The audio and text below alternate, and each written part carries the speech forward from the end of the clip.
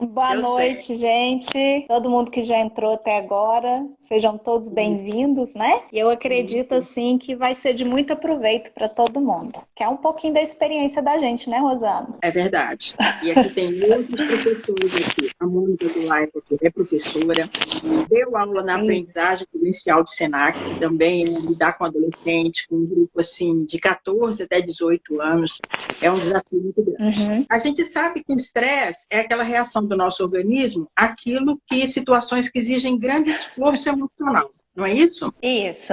Isso é uma palavra assim muito conhecida dos professores, né, Rosana?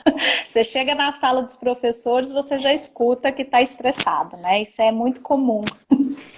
Aí, eu fiz uma listinha aqui, gente, das causas mais comuns de estresse, né? E aí a Lídia vai dizer se tem alguma que está errada ou qual que está faltando. E o professor que tiver aí também pode completar a lista. Sobrecarga de tarefas. Com certeza. Cobrança excessiva, cobrança de todos os Sim, lados. todos, Cobrança de né? todos os Todos os lados. lados. Desejo e falta, às vezes, de aprovação, né? Inclusive a Isso. aprovação dos seus próprios pares.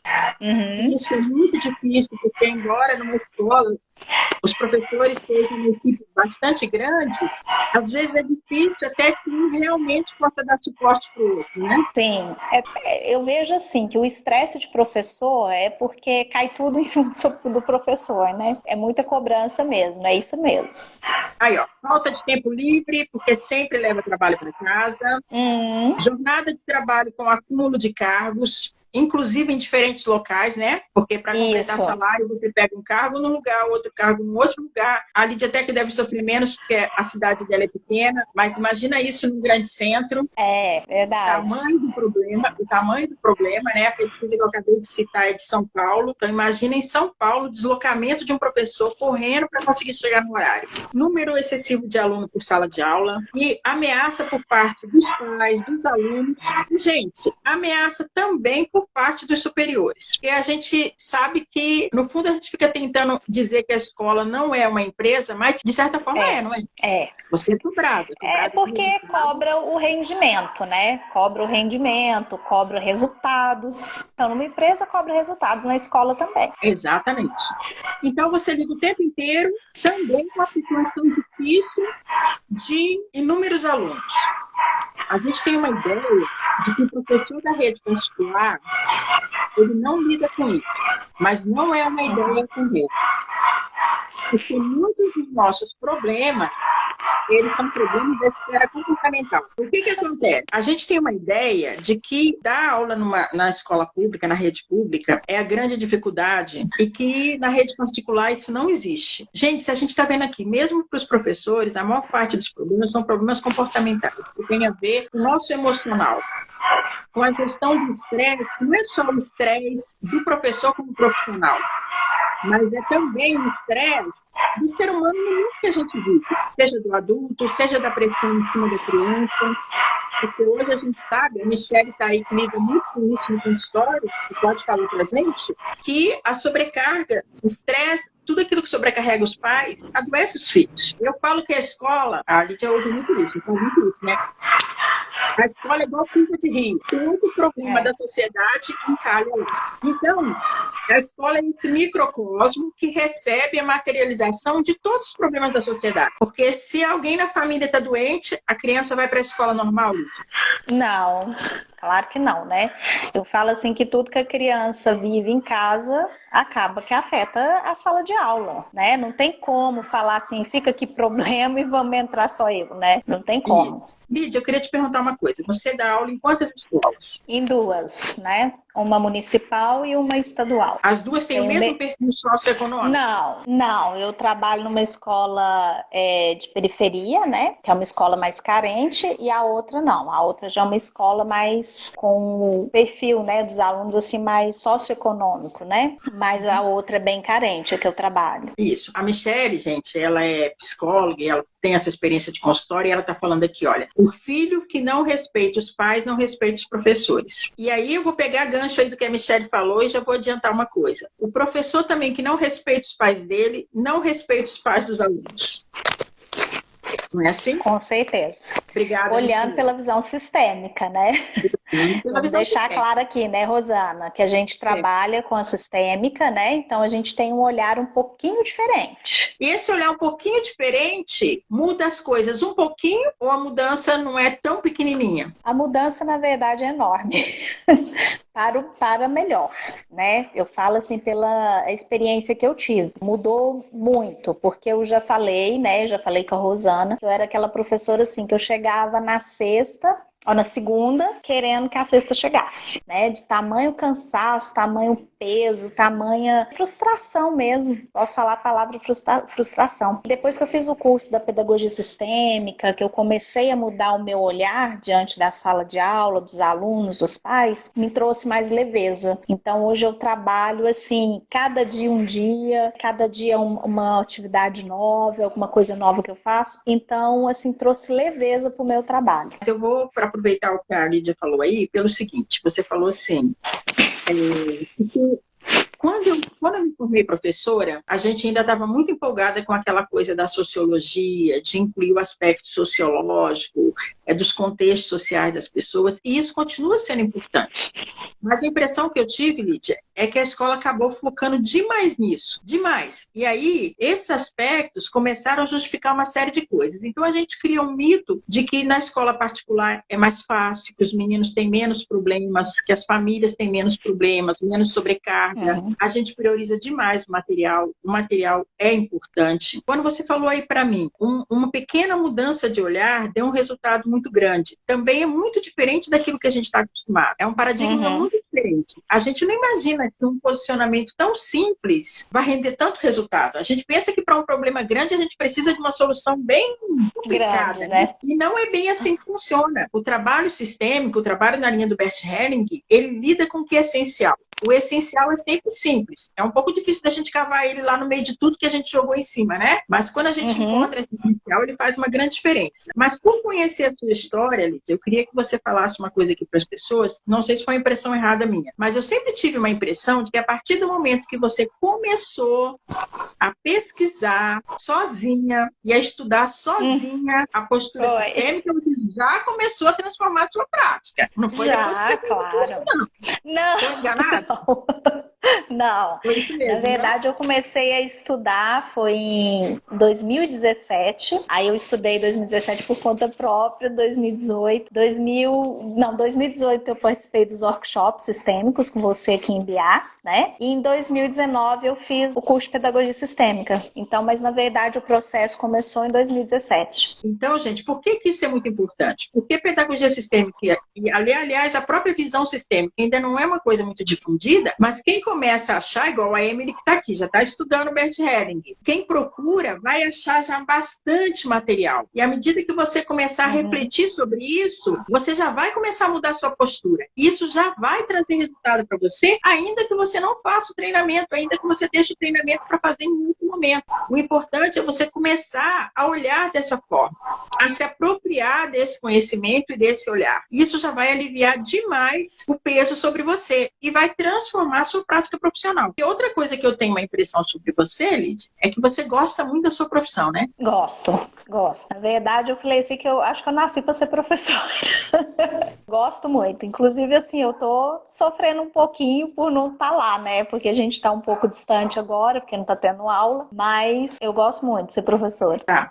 A Ana tá falando aqui uma coisa, né? Falar um pouquinho sobre o desrespeito com os pais do aluno e o estresse que isso gera. Eu vou só colocar uma colocação aqui. Essa questão do estresse, do cansaço, da sobrecarga, sistemicamente tem muito a ver com a gente assumir responsabilidade pelo que não é a nossa competência. E eu tinha combinado com vocês no anúncio que a gente fez da live de hoje, que a gente ia colocar aqui exercícios práticos para os professores fazerem, de modo que isso fique mais leve para ele. E quem não é professor aqui que está aprendendo isso, pode ensinar para quem do seu lado estiver também sentindo essa sobrecarga, esse peso, essa demanda. Cada vez que o professor julga a família, ele sabe a história do aluno, ele entra em detalhes, ele começa a justificar as dificuldades de aprendizagem do aluno em relação a justificar com o contexto familiar do aluno, ele é como se ele colocasse no lugar dos pais. Aliás, ele se coloca como maior que os pais. Ele julga esses pais, ele julga essa família. Essa família é assim, essa família é assada, essa família não tem isso, essa criança precisava daquilo. E quando ele faz isso, ele coloca um peso sobre ele excessivo.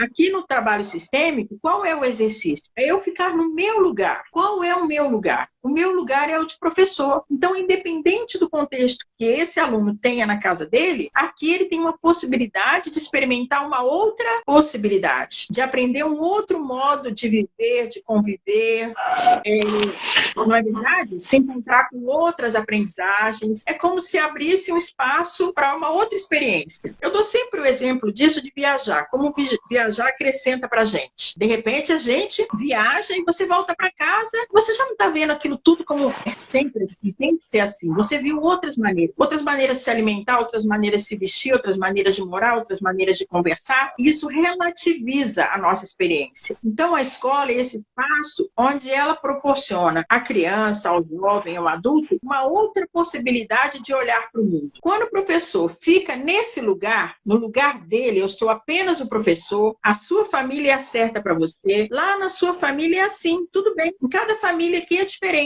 Aqui nessa escola, porque a gente pode escolher escolas diferentes, e aqui na nossa escola de aula vai funcionar assim. Isso não quer dizer que é melhor ou que é pior, quer dizer que é um modelo que a gente vai experimentar aqui.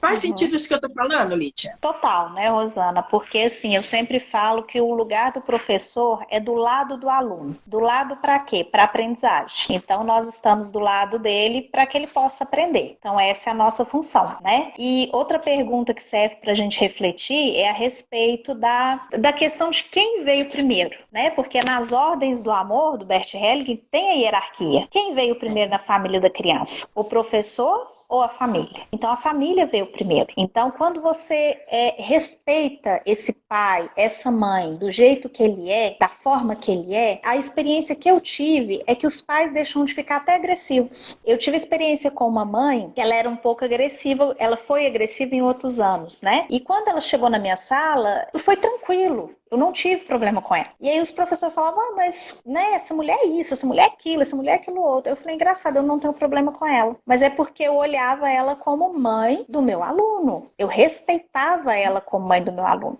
E respeitava a educação que ela dava para ele. Porque a educação para ele não era talvez a educação que eu daria para o meu filho, mas a educação que ela conseguiu dar. Então eu tenho que respeitar isso. Porque naquele momento ela conseguiu dar aquela educação para ele. Essa mudança já traz leveza para mim, porque eu não tenho que educar, eu tenho que ensinar. Estou ali para a criança aprender e traz leveza para a família também. E para a criança, porque a criança sente que sua família é respeitada. Exatamente. Aí eu quero contextualizar uma coisa. A gente tem sempre essa questão entre educar e ensinar. Na verdade, quando você tem uma postura dessa, você está educando profundamente. Você está educando por respeito. Você está claro. educando para a aceitação do outro como é e do contexto do outro como é. Você está educando no sentido da gente sair da comparação do que é certo, do que é errado, dos modelinhos. A Michelle está falando aqui, cada um faz o que é possível.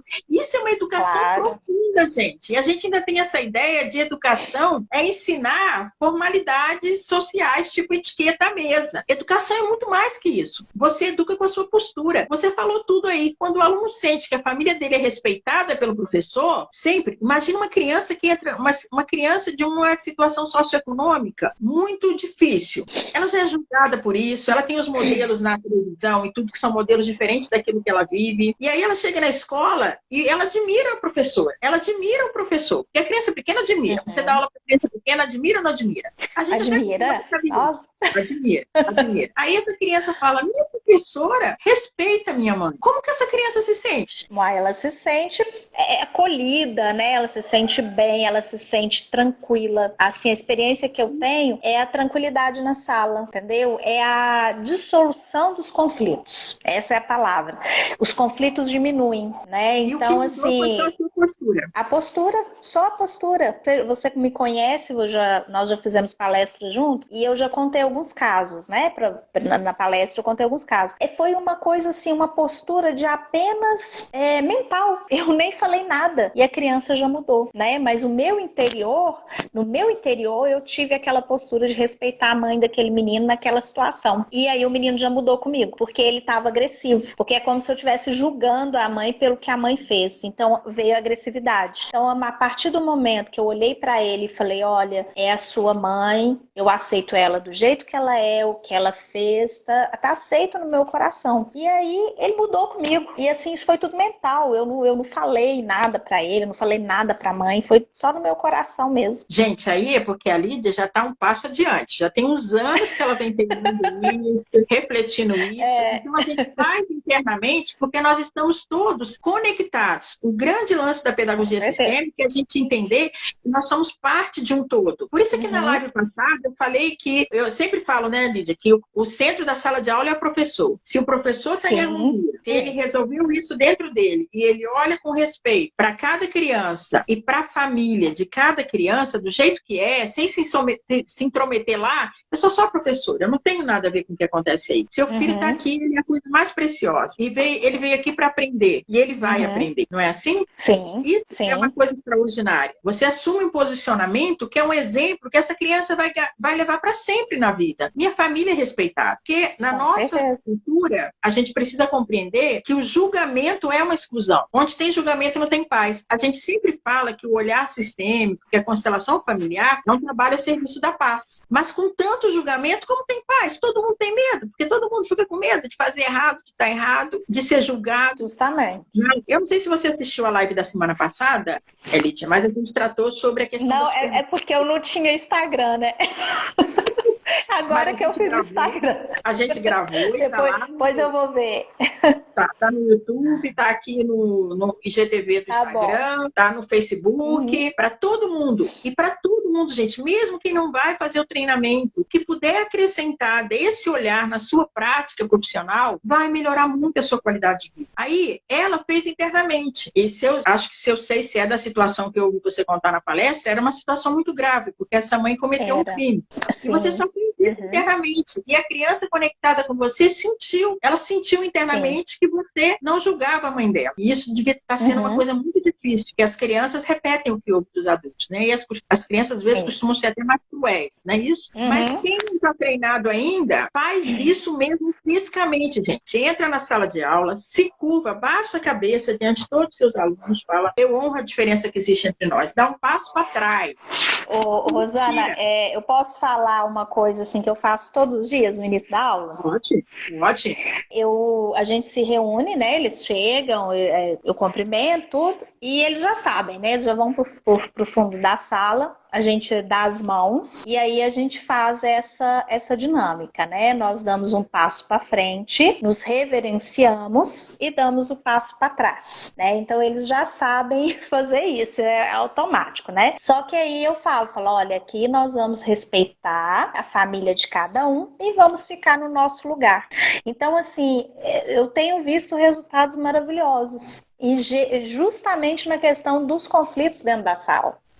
Sabe? Isso tem outros exercícios, tem vários exercícios que a gente faz, mas esse é um deles, né? Uma rodinha no início da aula, super simples, você faz esse gesto e começa a aula depois. Você não gasta o quê? 2 minutos para fazer isso. Gente, e isso serve para o ensino médio, serve para o ensino básico, serve para o ensino universitário, serve qualquer profissão dentro da empresa, você chegar dentro da empresa e reverenciar os seus colegas de trabalho, entendeu? Na live passada a gente falou, o coração da escola, assim como o coração da sala de aula é a professora, se ela está em paz com todas as famílias, os alunos se organizam em paz em torno dela, diminui o conflito, inclusive entre eles. É isso que você está falando, não é verdade? Isso, verdade. Ninguém é melhor, ninguém é pior. Cada um é cada um. Cada um é cada um com o que veio, né? Mas para esse estresse realmente ficar mais leve ainda, a escola precisa ser vista como um microcosmo e essa equipe de professores precisa se transformar numa comunidade de autoapoio. Porque para a sala de aula, o coração é o professor. professor. Quando o professor está bem, vai tudo melhor, né? Agora, para a escola, o coração da escola é a sala dos professores. O que acontece lá dentro vai ser reproduzido em todas as salas de aula. E a gente sabe que não é fácil, porque o relacionamento entre nós adultos também não é fácil. Por quê? Porque para a vida profissional, a gente leva isso que a Michele falou aqui no começo. A gente leva para a nossa vida profissional as nossas questões pessoais, familiares. Então, se eu não estou bem com a minha família, com os meus pais, com o meu lugar na minha família, com tudo que eu recebi do jeito que é, eu vou levar isso para a minha vida profissional. Seja na escola, eu seja médico, eu seja advogado, eu seja professora. Isso precisa ser resolvido. Isso é a nível individual. Agora, na escola, como sistema profissional, então uma constelação organizacional, o que se diria? A Lídia falou aí da questão da ordem. Como professor, eu olho para os alunos e sei que os alunos vieram primeiro, os pais vieram primeiro para eles. Primeiro a família. A escola serve a família, veio depois. Hoje meu filho estava reclamando que ele tem 3 filhos e que está muito difícil fazer home office, com 3 crianças em casa, e tendo que fazer lição porque está tendo aula remota. Passa, e ele falou, mas eu não sou pedagogo nem minha esposa. E olha que ele é professor de história. Eu não sou pedagogo. Olha que coisa interessante. E é verdade, é uma função muito extraordinária e muito necessária, porque os pais também precisam de um lugar onde as crianças possam ficar em segurança, com profissionais qualificados, para que eles possam resolver também outras coisas da vida. A nossa vida ela é muito complexa e exige muito. Isso. Então, é muito importante que a escola veja o lado do professor. Quem é que acolhe o professor, Lídia? Olha, quem acolhe, no caso de hierarquia, vai ser a direção. Eu penso assim, né? Porque dentro da escola, entre os professores, também existe uma hierarquia, né, Rosana? E essa hierarquia tem que ser respeitada, né? Então, temos aí os diretores, os profissionais, né, os inspetores, a equipe da CRE. Então, existe uma hierarquia. E quando o professor sabe a importância dele, o lugar dele, também evita o conflito. Porque às vezes tem muito conflito de professor com o diretor, mas é porque às vezes o diretor chegou depois, o professor já estava ali primeiro, mas mesmo o diretor chegando depois, tem a hierarquia, né? No caso, ele está acima, né? Ele está comandando ali a escola. Então é todo um contexto a escola. E cada um estando no seu lugar, e isso muito complexo. Então cada um tem que estar no seu lugar. E na mesma visão, o diretor que chegou por último também, ele tem que perceber que haviam outras pessoas ali. Ele também tem que perceber essa hierarquia, né? Que chegaram primeiro na escola. Então, todo mundo tendo esse olhar, fica mais fácil os relacionamentos, né? Porque a escola é um relacionamento, a sala de aula é um relacionamento. E a gente precisa se dar bem para que o trabalho flua, né? Eu penso assim. Sobre o que é que a Lídia está falando, na verdade? Ele está falando sobre a segunda ordem do amor. O que diz essa segunda ordem do amor? Essa segunda lei, ela diz que existe uma hierarquia. Quem veio antes é maior. Essa lei atua no tempo. O que significa? Dentro de uma empresa, aquele funcionário mais antigo é o maior de todos. Por quê? Porque ele faz parte da construção da história daquela empresa ou daquela escola e ele veio bem de antes. Imagina a importância do fundador da escola. Claro. Então, respeitar tudo isso. Então, às vezes eu vejo muito problema com professor novo, que chega novo, sai, aprendeu, quer ser professor, tem um sonho, ser professor é uma profissão extraordinária. Quando ele chega, ele encontra muita resistência. Como fazer para não encontrar essa resistência? Abaixar a cabeça. Pode ser que eu venha trazendo um novo. Isso é muito importante. E a gente sabe que a gente tem dificuldade com o novo e que vai ter uma certa resistência. Mas o mais importante é ter esse respeito por quem chegou antes. Porque só você só conseguiu chegar nessa escola ou chegar nessa empresa porque essas pessoas antes abriram o caminho. Elas construíram isso. Então, elas fazem parte e precisam ser honradas. Então, quando eu chego com essa postura humilde, mesmo que aconteça o que a Lídia está falando aí, porque na educação acontece isso demais, eu sou o último a chegar, mas na hierarquia eu sou o maior. Acontece isso demais, né? Então tem um conflito entre a hierarquia enquanto cargo e tarefas e poder de decisão com essa hierarquia interna que a gente sente no nosso coração. Então, aquele que já está lá há muito tempo se sente desrespeitado. Olha, ele chegou ontem, nem sabe como é aqui, nem sabe o que nós passamos aqui para que essa escola continue. As histórias, isso constitui aquilo. Então, é muito importante, a gente aprende nesse trabalho da visão sistêmica e principalmente no trabalho do Bert Helling, que, olha, gente, respeitar não quer dizer concordar copiar, não quer dizer que eu faria igual, não quer dizer que eu assino embaixo. Não quer ser submisso, né? Não quer ser submisso também, de jeito nenhum. Não. Inclusive, quando você se coloca no seu lugar, você tem muito mais força também para impor os seus limites. Fala, olha, até aqui eu posso ir, passou daqui, está ferindo assim os meus valores mais profundos, e aí não tem como eu fazer. Se eu fizer, eu adoeço. Entende? Isso. A gente é muito mais forte. Então, gente, respeitar essas leis sistêmicas, respeitar essa hierarquia interna, que tem muito a ver com o nosso emocional, com respeito pela história que constitui cada um de nós, não tem nada a ver com concordar, com querer fazer igual, com apoiar, com achar que está certo ou errado. Tem a ver com a construção da história de cada um, de cada escola, de cada instituição. Respeitar isso. Quando eu respeito, eu fico livre para fazer diferente. Quando eu respeito, eu não agrido ninguém, não fico competindo com ninguém, querendo mostrar que eu sou melhor. Isso. A gente hoje tem a pedagogia sistêmica, mas é uma coisa muito nova. Antigamente ninguém nem tinha visão sistêmica, não é verdade? É verdade. Então, esse crescimento, ele foi construído por todas essas pessoas que vieram lá de trás. Então, isso é muito importante. Então, esse exercício, eu não sei se ficou claro aqui o exercício, mas a Lídia deu um exemplo muito importante de um posicionamento interno diante de uma questão difícil de um aluno. Às vezes, o aluno vem e quando você... E na escola, a gente sabe que todo mundo fica sabendo as histórias correm, né? Sim. A gente gasta muito energia cutucando a vida de todo mundo, né? Sabendo as histórias. É como novela, a gente gosta de um drama, né? E a vida real tem muito drama. A vida real tem muito drama. Eu queria te perguntar mais uma coisa que eu acho muito importante para quem está assistindo a gente aqui agora, Lídia, para quem vai assistir depois. Você sente agora que você usa essa visão sistêmica na sua sala de aula muita diferença na qualidade da aprendizagem entre os alunos dessas duas diferentes escolas, desses dois diferentes contextos socioeconômicos? Sim, na verdade, Rosana, é interessante, porque assim, mesmo diante das dificuldades dos meninos, né, eu vejo que não tem muita diferença com relação ao aprendizado, né? Essa é uma observação que eu tenho feito, porque antes era bem diferente o aprendizado, né? Assim, era muito, porque eu passava muito tempo resolvendo conflito dentro da sala. E agora, como assim, né, eu já sei os trabalhos, eu não tô falando aqui, gente, que não exista problema e conflitos, não, tá? Falar, nossa, a sala dela é maravilhosa. Não. É questão de mudança de olhar, mudança de postura. Até no lidar no conflito, a gente age diferente, tá?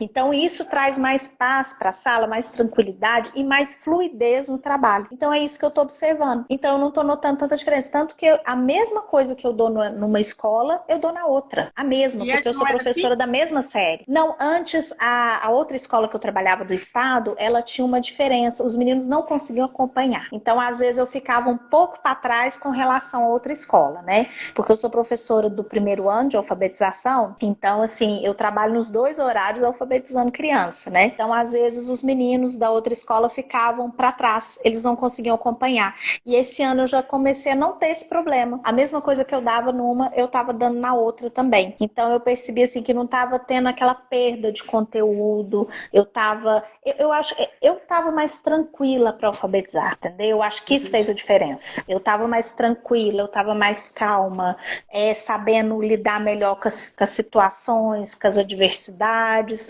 Então, assim, fluiu melhor o trabalho, né? Está fluindo melhor.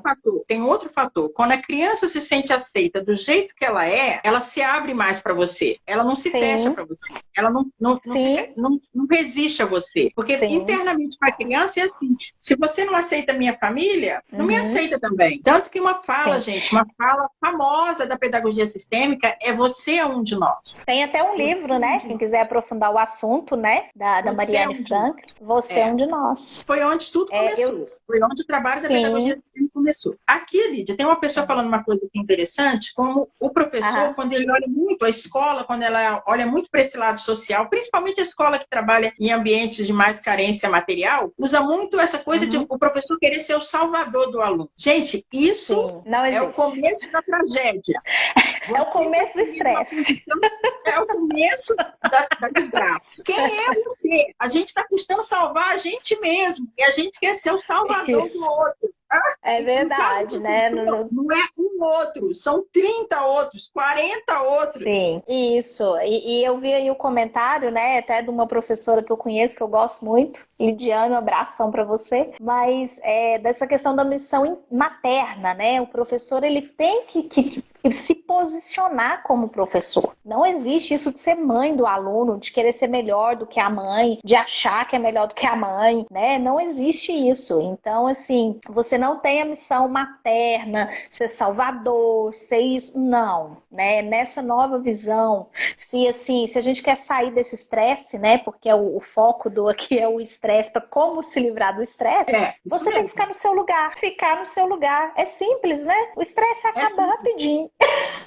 Por quê? Porque você não pegou carga que era dos outros. E querer ser mãe é impossível. Porque se mudar a mãe, muda o filho. Mudar a mãe, muda o filho.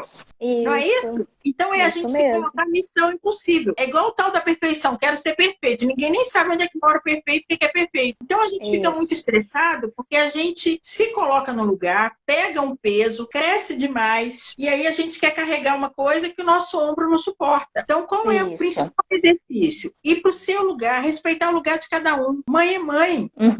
Você tem sua mãe. Se você não tivesse mãe, você não existia. Só a gente saber disso, se você está aqui na minha frente é porque você tem papai e mamãe. Todo mundo que nasceu tem papai e mamãe. Aí como papai e mamãe você já tem. Não precisa de outro. Eu sou sua professora e estou aqui para te ensinar Y e X porque você vai precisar para isso e para aquilo. E eu estou do teu lado, igual a Lídia falou ali no começo, para te auxiliar nessa aprendizagem. Assim eu estou no meu lugar, fazendo a minha parte. E é o que o Bert Helling fala. No seu lugar, fazendo a sua parte, você tem força. E quando você tem força, você faz bem feito. Quando você faz bem feito, você fica feliz. Porque apesar da escola ser esse ambiente tão desafiador, onde o professor muitas vezes ele não se sente seguro nem dentro do grupo de trabalho dele, entre seus pares, porque é muita competição, muita gente insatisfeita. Comparação, muita gente insatisfeita junto, é cobrança por parte dos alunos, da supervisão, das famílias, de todo mundo. Você deu um exemplo aí de uma mãe que estava tendo muito problema com todos os professores e só diante da sua postura ela já desarmou. Você sente isso animicamente. E aí a gente está falando aqui tanto de amor na escola, é importante que esse amor comece entre os nossos pares, entre os profissionais, entre os adultos,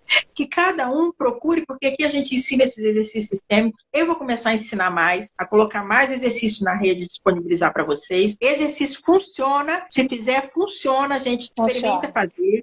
Mas independente disso, cada um tem que buscar para si, para resolver a sua parte, para ficar bem consigo mesmo. Quando você está em paz consigo mesmo, você consegue olhar de uma forma mais pacífica para todo mundo. E aí, a gente entender que pode sim, o trabalho pode sim ser fonte de renovação, de recriação, de muita satisfação para o professor como profissional, de muita satisfação para as famílias, porque veem os filhos aprender, veem o filho se desenvolver, não é isso? A nível organizacional, a escola é uma organização, não é uma organização comercial como uma empresa normal, que a gente considera normal, mas é sim uma organização. E ela precisa dessa ordem, ela precisa de uma clareza de tarefa. Quando a Lídia falou aí da direção, eu acho a supervisão, só o nome, supervisão pedagógica, é para ser um apoio para o professor, é para ser um suporte para o professor na direção dessa aprendizagem contínua que todo professor necessita. Mas acaba que a supervisão fica até escondida ajudando nas tarefas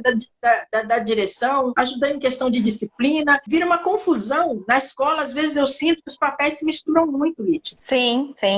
Até pelo fato, assim, de ter, às vezes, poucas pessoas trabalhando, né? Às vezes, aí fica aquele profissional quebra-galho, sabe? Chama o fulano para quebrar o galho aqui, chama o outro para quebrar o galho ali. Então, assim, isso acontece muito, né? E fere uma das ordens, né? Sim, e sem contar que você não se sente reconhecido. Quer dizer, eu sirvo para qualquer coisa, não sirvo para nada no final. Isso. Eu falo assim que quem fica fora da sala de aula é um desafio muito grande, porque o professor não, né? O professor, ele entra, ele tá dentro da sala dele, ele faz seu trabalho, pronto. Agora, aquele que fica fora da sala vira o quebra-galho. né? Então ele precisa ter um posicionamento mais rígido, falar, não, esse é o meu trabalho, é minha função, eu vou cumprir essa função, né? E aí? Só que devido a esse problema também de ter poucos profissionais, igual na escola que eu trabalho, né? Então às vezes tem que atender portão. Eu mesmo já atendi muito portão na hora dos meus intervalos de educação física, minhas janelas, eu vou atender portão. É porque não tem gente, né? Então, assim, tem esse desafio aí também. Então, eu vou fechar, faltam 2 minutinhos, Lídia. Lídia, eu vou convidar você outra vez, combinado? Combinado. Eu venho com o maior prazer. A gente tem muita coisa para falar e quanto mais a gente pode compartilhar isso, se alguém, uma pessoa puder tirar proveito, a gente já fica feliz. Mas eu quero terminar nesses 2 minutinhos com uma coisa muito importante do que você falou aí. Gente, a maioria das pessoas que estão dentro da escola, elas foram para lá desejando ser professor. Eu lembro, nesses anos de Senac, eu falava, o melhor lugar dentro da escola é a sala de aula. Ainda é o melhor lugar. E deve ser muito difícil. Pessoa que foi para ser professor, com esse sonho, com esse amor, ter que ocupar um lugar que não é a sala de aula, dentro de um contexto que está com tanto conflito, com tanta dificuldade. Mas eu acho que o nosso trabalho não é em vão, a gente vai continuar fazendo, e esse trabalho vai crescer, e a gente vai virar uma multidão, Lídia. Com certeza. Eu queria agradecer, Rosana, pelo convite, né? Sabe, assim, que você já mora aqui, né, no meu coração. E eu fiquei muito feliz. E tô com muita saudade, né, da gente se encontrar pessoalmente, mas se Deus quiser vai ser rapidinho. Vai ser sim. E por enquanto, esse estresse da aula remota, a gente também vai aprendendo a administrar. Ah, com certeza, né? Porque esse é outro tipo de estresse. Não é? A semana que vem a gente pode falar disso. Se você quiser, você aparece aqui de novo semana que vem. O estresse é o tema. Estresse antes da pandemia, na pandemia e pós-pandemia. Semana que vem. É um tema legal, né? Combinado. Tchau, gente. Tchau. Gente, a conversa com a Lídia foi maravilhosa. A gente acabou já até fechando o tema da semana que vem, né? Estresse na pandemia e vamos pensar como será. Talvez tenha estresse também pós-pandemia, né? Porque muita coisa vai mudar na vida de todo mundo, não só na educação, mas a educação, gente. A educação é como uma encruzilhada para todo mundo nessa vida. Quem não passou, vai passar. É um ponto, assim, central na nossa vida social, na nossa estrutura social. Eu não sei se ficaram claros os 2 exercícios que eu passei, de fazer reverência. Pode fazer isso também para as lideranças, pode fazer isso também o professor que está fora da sala de aula, para poder lidar com todo esse estresse de ser um professor e, ao mesmo tempo, não ser um professor, embora esteja dentro de uma escola. Com essa necessidade do respeito de um com o outro e também de conseguir um lugar onde você se sinta importante, onde você se sinta fazendo parte da comunidade escolar, contribuindo com esse projeto de educação. Bem, esses exercícios são simples, são importantes. Amanhã a Ana vai fazer o videozinho com os exercícios para o físico, inclusive, né, dor nas pernas quando a gente ficava muito na sala de aula e agora fica muito sentada dando aula remoto e ainda a dificuldade de quem não estava acostumado com o computador, com as ferramentas digitais, ter que usar isso, é um estresse a mais. Isso estressa? Claro que estressa. De uma hora para outra você teve que aderir a um modelo que você nem imaginava. Isso é causa de estresse? É. E aí semana que vem a gente vai estar falando sobre isso aqui e eu quero agradecer a vocês, muito obrigado. Agradeço também a quem divulgar esse tema. É um tema importante para todo mundo. Acho que todo mundo deve olhar muito para isso que a Lídia falou. Só de dar uma estudada nisso, só de ouvir os vídeos, sejam nossos, sejam de outros canais, não importa, e de trazer isso para a sua prática, cada um de nós consegue ficar um pouco melhor, um pouco mais leve, já gera uma mudança no seu contexto extraordinário, porque estresse tem para todo lado, né? O que importa é eu poder assumir a responsabilidade por mim mesmo. Tem demandas, tem problemas que são maiores? Tem, mas eles são da minha competência? Não. O que eu posso fazer com relação a eles? Então, a minha parte, é muito importante eu ter consciência da minha parte. Com relação a ela, assumir um compromisso muito sério de transformação. O nosso trabalho aqui, gente, e cada vez mais eu estou ficando mais comprometida com esse trabalho, é para as pessoas que realmente querem mudança. Porque muitas vezes a gente fala de mudança na nossa vida, mas a gente não quer. Então, é para ficar aqui, é para acompanhar esse trabalho, é para fazer parte dessa corrente, quem realmente quer transformar. Em primeiro lugar, a própria vida. E com isso, a vida de quem está na sua esfera. O resto vem depois. Obrigada. Tem perguntas? Tem alguma pergunta que passou e eu não vi, Felipe? Qual? A Lidiane está aqui. Ela está falando que os cursos formam os professores baseado em uma missão materna. Sim.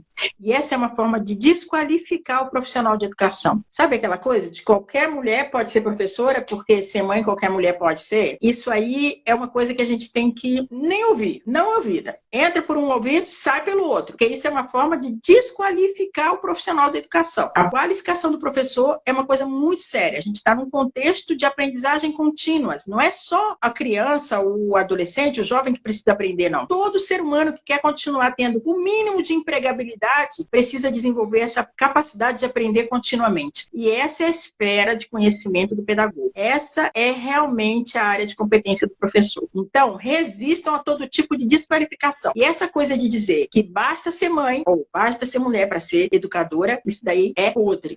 Gente, a gente precisa aprender também a compartilhar as nossas dificuldades, as nossas estratégias de solucionamento. Ah, Rosana, não vai servir para alguém? Vai servir para alguém. Resta quem? Pronto? Vamos fechar? Muito obrigada. Eu posso estar até cansada, mas quando eu chego aqui falando com vocês, eu fico até feliz, viu? Muito obrigada e até semana que vem. Tchau, gente.